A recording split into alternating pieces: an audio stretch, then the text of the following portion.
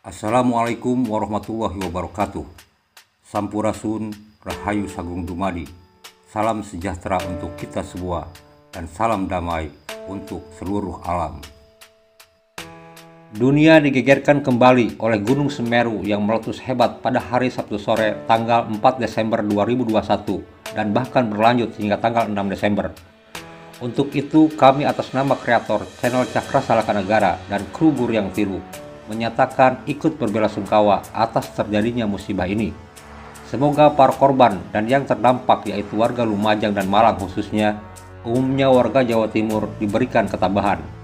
Begitupun untuk semua warga yang terkena musibah gempa bumi dan banjir di daerah masing-masing. Kita doakan semoga semua bencana ini lekas berlalu. Semeru adalah salah satu gunung paling terkenal di Indonesia dan menjadi salah satu pilihan favorit bagi para pendaki. Sudah seperti tradisi di Indonesia bahwa Gunung Semeru pun lekat dengan berbagai mitos dan legenda. Di antaranya adalah keyakinan Semeru sebagai paku bumi yang membuat Pulau Jawa tetap stabil. Keyakinan bahwa meletusnya Gunung Semeru sebagai tanda penting kembalinya Sabdo Palon untuk menagih janji, serta mitos dan legenda lainnya.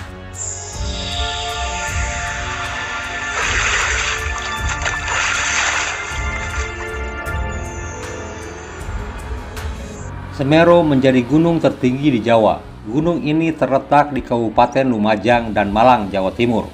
Puncaknya disebut Mahameru dengan tinggi 3.676 meter di atas permukaan laut dan dengan kubah lava yang disebut Jogring Saloka 3.744,5 meter di atas permukaan laut. Semeru juga dikenal dengan sejumlah nama lain seperti Mahameru dan Meru. Orang Eropa pertama yang mendaki gunung ini adalah Griegnet dan Winnie Brigita tahun 1838, seorang ahli geologi berkebangsaan Belanda. Mereka menempuh jalur dari sebelah barat daya melalui Widodaren. Selanjutnya Junghun tahun 1945, seorang ahli botani berkebangsaan Belanda, mendaki dari utara lewat Gunung Ayek-Ayek, Gunung Inder-Inder, dan Gunung Kepolo. Pada tahun 1911, Van Gogh dan Heim melalui lereng utara, dan setelah 1945 umumnya pendakian dilakukan lewat lereng utara melalui Ranupani dan Ranukumbolo hingga saat sebelum terjadinya meletus kemarin. Selain memiliki banyak destinasi alam yang indah, Gunung Semeru menyimpan banyak misteri yang ditimbulkan oleh berbagai mitos dan legenda yang belum terpecahkan hingga sekarang. Selain itu, di gunung ini ada beberapa benda peninggalan kesejarahan yang konon terkait dengan kerajaan Majapahit, diantaranya yaitu Prahasti Ranukumolo dan sepasak arca yang disebut arca pada. Di luar itu kami meyakini di Gunung Semeru banyak peninggalan lain dari era yang lebih tua lagi, namun barangkali sudah tertutupi oleh material letusan gunung yang sudah berkali-kali meletus hebat itu. Untuk menambah pengetahuan dan wawasan Anda, kami rangkum beberapa hal yang mungkin penting terkait Gunung Semeru, yaitu legenda asal-muasal Mahameru, legenda Kawah Jogring Saloka, dan pertanda Sabdo Palon nagih janji. Namun sebelum kami memulai pembahasan, ada baiknya Kisanak dan Nisanak meluangkan waktu sejenak untuk menekan tanda subscribe dan menghidupkan tanda lonceng. Tindakan sederhana Anda merupakan dukungan nyata bagi kami agar terus hadir berbagi wawasan kesejarahan di Nusantara dan memperkaya hasanah pengetahuan dari berbagai perspektif. Menurut kepercayaan masyarakat Jawa yang ditulis pada kitab kuno Tantu Pagelaran yang berasal dari abad ke-15, dahulu kala Pulau Jawa mengambang di lautan luas, terombang-ambing dan senantiasa berguncang seperti sehelai daun di atas air. Para dewa lalu memutuskan untuk memakukan Pulau Jawa dengan cara memindahkan Gunung Meru dari India ke atas Pulau Jawa. Berikut ini kutipannya dari naskah Tantu Pagelaran. Yata matangnya hengan henggung, hikang Nusa Jawa, sadala molah marayegan, hapan tanana sang hyang mandar parwata, muniweh janma manusa. Yata matangnya mangadeg batara jagat pramana, rep mayuga tak siraring Nusa Yawadwipa. Yata matangnya hanari dihya ngarana mangke, tangtu batara mayuga nguni kacaritanya. Malawas tabatara manganaken yuga, motus tasirari sang hyang Brahma Wisnu magawe manusa. Uduh kamu kita hiang dewata kabeh, resigana curanggana widyadara gandarwa laku pareng jabudipa. Tanayangku kita kabeh, alihakna sang hyang mahameru, parakna ring nusa Jawa, maka titindih paknanya marapwan apage, mari enggang-enggung ikang nusa Jawa, lamun teka engke sang hyang Mandaragiri, laku tanayangku kabeh. Pada saat itu, Pulau Jawa masih berguncang ke sana kemari, selalu bergerak berpindah-pindah sebab tidak ada gunung-gunung atau tanana sang hyang Mandara Parwata, bahkan belum ada manusia atau muniweh janma manusia. Maka Batara Jagat Pramana, nama lain dari Batara Guru, bersemedi di Pulau Jawa, di Dinghyang tepatnya. Sekarang tempat tersebut dikenal dengan nama Dieng. Setelah Batara Guru selesai melakukan semadi, kemudian memerintahkan Hyang Brahma dan Wisnu untuk menciptakan manusia. Motus tak sirari sang Hyang Brahma Wisnu magawe manusia. Selanjutnya Batara Guru memerintahkan agar para dewa memindahkan Gunung Mahameru yang berasal dari Jambudwipa atau India ke Pulau Jawa untuk dijadikan sebagai tindihnya, agar Pulau Jawa berhenti bergerak dan tak berpindah-pindah. Mahameru yang dalam mitologi Hindu-Buddha dianggap sebagai titik pusat alam semesta itu, kemudian dipindah ke Pulau Jawa untuk digunakan sebagai poros kekuatan gunung dari gunung-gunung lain. Gunung-gunung lain itu terjadinya dari serpihan tanah yang runtuh dari Gunung Mahameru ketika dipindahkan, yaitu di bagian barat Gunung Kailasa, ke tengah Wilis, Kampud, Kawi, Arjuna, Kemukus, dan lain sebagainya. Untuk menjalankan perintah itu, lalu Dewa Wisnu menjelma menjadi seekor kura-kura raksasa menggendong gunung itu di punggungnya. Sementara Dewa Brahma menjelma menjadi ular raksasa yang membelitkan tubuhnya pada gunung dan badan kura-kura, sehingga gunung itu dapat diangkut dengan aman. Dewa-dewa tersebut meletakkan gunung itu di atas bagian pertama pulau yang mereka temui, yaitu ujung barat Pulau Jawa. Tetapi berat gunung itu mengakibatkan ujung pulau bagian timur terangkat ke atas. Kemudian mereka memindahkannya lagi ke bagian timur Pulau Jawa. Menurut Kagyo-gyo, bekas tempat pertama menyimpan gunung di barat yang disebut Kailasa itu adalah Gunung Polosari di Pandeglang, Banten. Sehingga tempat kedudukan Siwa tetap berada di tempat pertama diletakkan, karena Kailasa dalam mitologi Hindu dikenal sebagai tempat duduknya Dewa Siwa. Ketika Gunung Meru dibawa ke timur, serpihan Gunung Meru yang tercecer menciptakan jajaran pegunungan di Pulau Jawa yang memanjang dari barat ke timur. Akan tetapi ketika puncak Meru dipindahkan ke timur, Pulau Jawa menjadi miring ke sebelah timur, sehingga para dewa memutuskan untuk memotong sebagian dari gunung itu lalu menempatkannya di bagian tengah barat laut sebagai penyeimbang atau penanggung antara barat dan timur. Penggalan ini disebut Gunung Pawitra atau yang lebih dikenal dengan nama Gunung Penanggungan, dan bagian utama dari Gunung Meru, tempat bersemayam Dewa Siwa, sekarang dikenal dengan nama Gunung Semeru.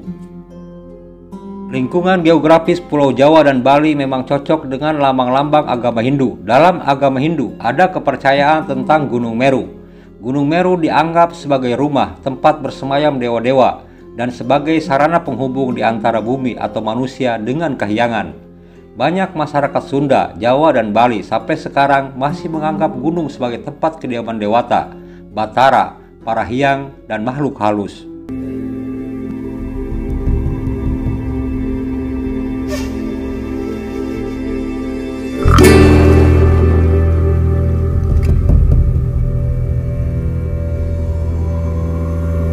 Jonggring Saloka adalah nama kawah di puncak Semeru. Dalam mitosnya, Jonggring Saloka ini adalah bapaknya Gunung Agung di Bali dan Gunung Rinjani di Lombok. Jonggring Saloka pun konon merupakan nama dari kahyangan, tempatnya Kaneka Putra yang berubah menjadi Batara Narada.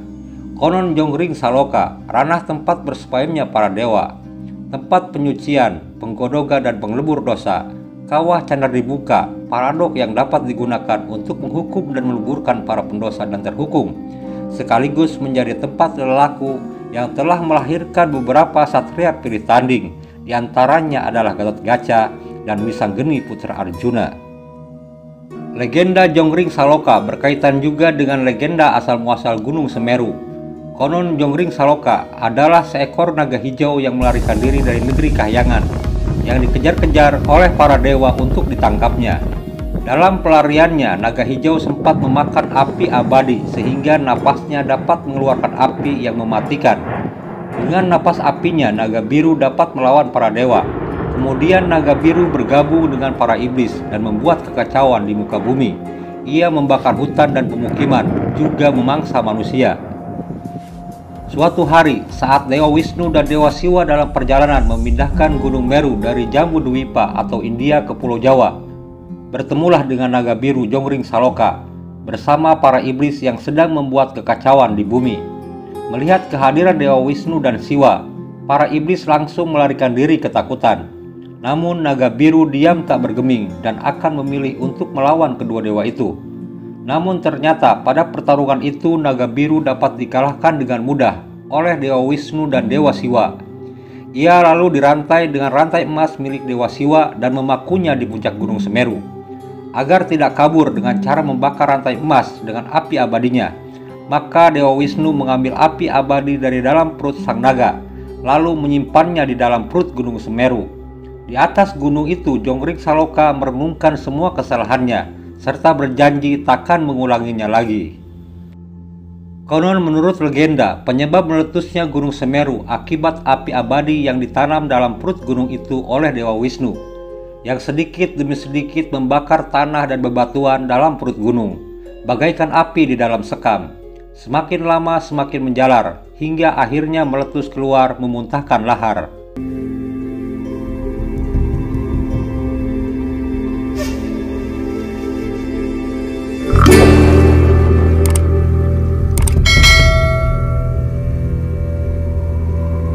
Sabdopalon adalah tokoh legendaris yang dianggap sebagai pandita dan penasehat Prabu Brawijaya V, penguasa terakhir dari kerajaan Majapahit.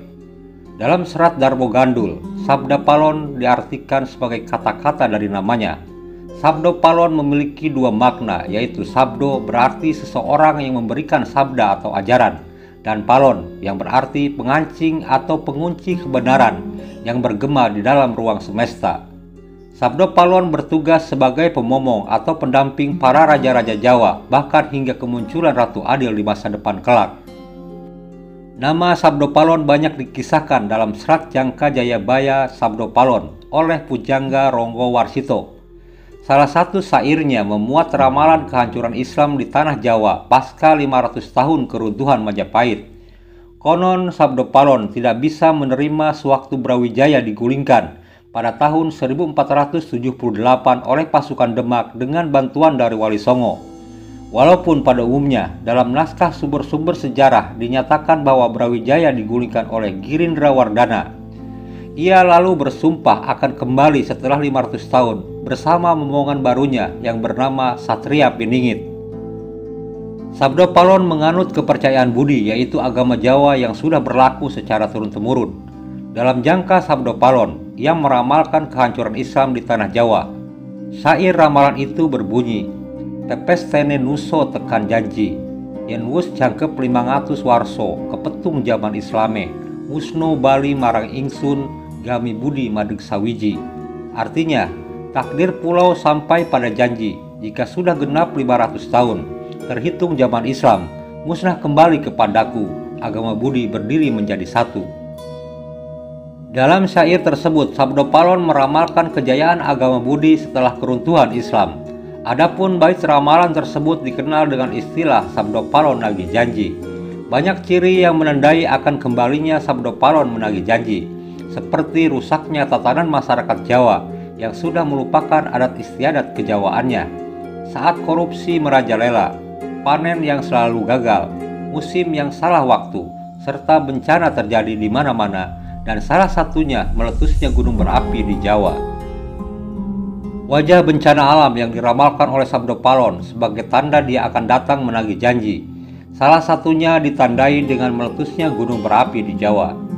Hardi Agung-Agung Somyo, Huruhoro Engge Gerisi, Gumelogor Suworo Niro Lahar Wutoh Kanan Kering, Ambleber Angelebi, Rojong Wono Landesogung, Manung Sonyo Keh Brosto, Kebo Sapi Somyo Gusis, Sirno Gepang Tan Wonten Monggo Puliho. Artinya gunung berapi semua, huru hara mengerikan, menggelegar suaranya, lahar tumpah ke kanan dan ke kirinya, menenggelamkan, menerjang hutan dan perkotaan. Manusia banyak yang tewas, kerbau dan sapi habis, sirna hilang tak bisa dipulihkan lagi.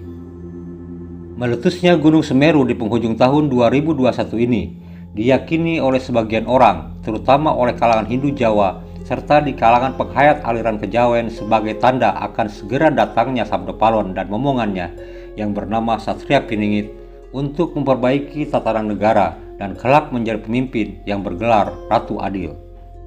Keyakinan ini tentu bukan hanya terjadi di masa sekarang. Sebagai contoh berdasarkan sebuah sumber, pada tahun 1978 Gunung Semeru meletus dan membuat sebagian orang percaya atas ramalan Sabdo Palon tersebut.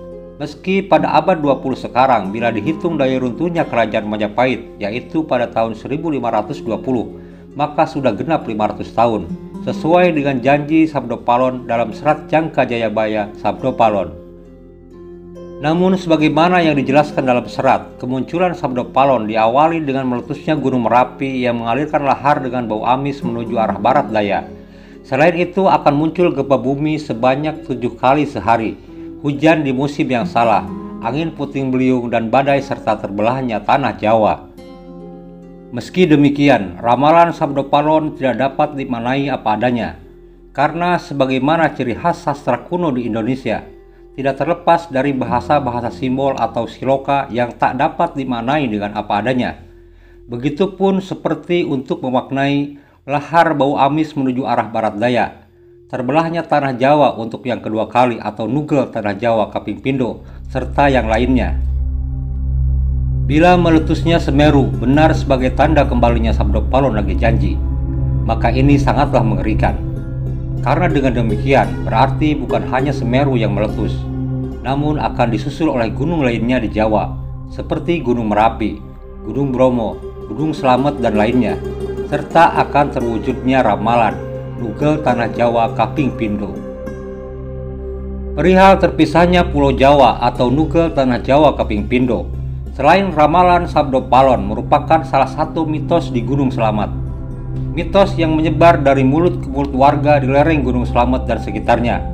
Salah satu mitos yang akrab bagi warga lereng Gunung Slamet yakni terbelahnya Pulau Jawa jika gunung yang memiliki ketinggian 3.428 meter di atas permukaan laut itu meletus total. Mitos ini banyak diyakini warga lantaran letak Gunung Slamet yang memang nyaris berada di tengah-tengah antara pantai utara dan selatan. Gunung tertinggi kedua di Pulau Jawa ini juga letaknya berada di tengah-tengah Pulau Jawa. Menurut cerita, jika Gunung Slamet meletus besar, maka akan membuat parit besar atau selat yang menyatukan Laut Selatan dan Utara. Cerita ini sudah lama berkembang di warga Banyumas dan sekitarnya. Ramalan Jayabaya memang bukanlah sembarang ramalan, tetapi sebuah terawangan yang melampaui batas zaman. Walaupun demikian, sebagai insan beriman, kita pun memiliki kemampuan untuk mengeliminasi ramalan tersebut, tentu dengan usaha dan doa yang tidak putus dan terbaik untuk kita semua. Dan karena semua ini bersifat ramalan, tentunya untuk mempercayainya atau tidak, kami kembalikan lagi kepada Kisanak dan Nisanak semua. Karena tayangan ini dibuat semata untuk menambah pengetahuan dan wawasan dari berbagai perspektif. Bagaimana tanggapan Anda? Silahkan tulis di kolom komentar. Tentunya dengan tetap menjaga etika dan kesopanan serta menjunjung tinggi persatuan kita sebagai saudara sebangsa dan setanah air. Terima kasih telah mengikuti tayangan ini. Semoga tetap menjaga kebahagiaan dan sampai jumpa.